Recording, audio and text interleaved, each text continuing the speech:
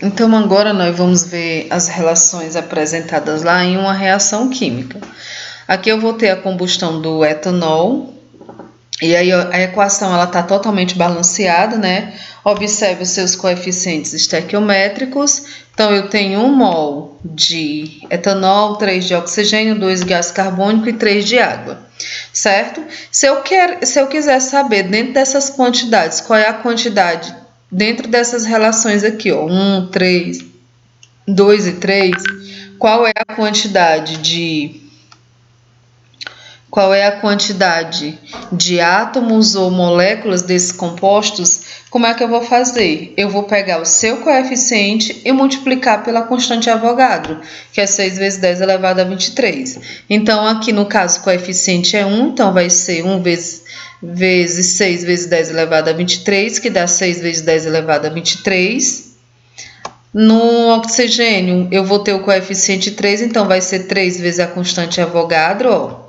Aí aqui no caso, tu multiplica o 3 vezes 6, no caso dá 18, repete a base os seus expoentes, certo? No gás carbônico, tu vai pegar o 2, que é o seu coeficiente estequiométrico, multiplicar vezes a constante, 2 vezes 6 dá 12, repete a base os expoentes. E na água também você vai pegar o coeficiente estequiométrico, multiplicar vezes a constante de Avogadro. No caso é o 3 vezes a constante, 3 vezes 6 dá 18, repete a base que é 10, o expoente que é 23. Então, em 1 mol de etanol, eu tenho 6 vezes 10 elevado a 23 átomos ou moléculas desse composto. Em 3 mols de gás oxigênio, eu vou ter 18 vezes 10 elevado a 23, da mesma forma, átomos ou moléculas ou íons, certo? De gás carbônico, na mesma situação, eu vou ter 12 vezes 10 elevado a 23 átomos ou moléculas, e na água, 18 vezes 10 elevado a 23, com a mesma unidade, né? Átomos ou molécula.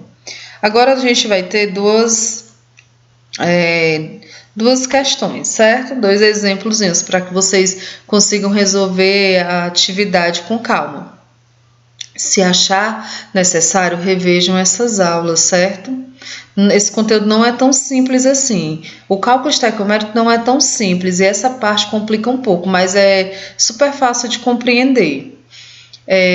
Uma questão da PUC, eu fiz uma adaptação para a realidade de vocês, e aí ele fala, ó, em 3 mols de alumínio representado pelo símbolo Al, não coloquei aqui, quantos átomos deste elemento estão presentes? Então, como é que eu vou fazer isso aqui? Olha aquela relação, em 1 mol, que ele até coloca aqui, ó, em 1 mol de qualquer elemento químico, tu tem quantos de átomos ou moléculas? Tu tem 6 vezes 10 elevado a 23. Olha a constante, não vai mudar nunca, certo? Então, em 1 mol de alumínio, eu vou ter quantos de átomos de alumínio? Eu tenho 6 vezes 10 elevado a 23. No caso aqui ele está falando de átomo, então nós vamos usar a unidade de átomo. A unidade não modifica o valor. Aí, quando eu tiver 3,7 mol de alumínio, quanto é que eu vou ter de átomos? Aí, isso eu não sei. Eu vou ter o quê? X, tá? Isso aqui é da relação de que sempre 1 mol de alumínio eu tenho essa constante. E ele dá esses dados aqui, ó.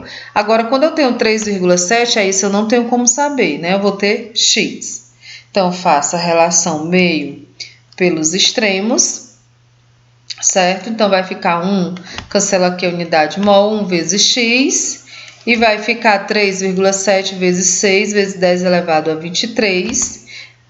Vamos primeiro resolver aqui a multiplicação, né? Quando tu fizer, como é que tu vai fazer aqui? Multiplica 3,7 vezes 6, no caso dá 22,2, aí repete a base e os expoentes, ó.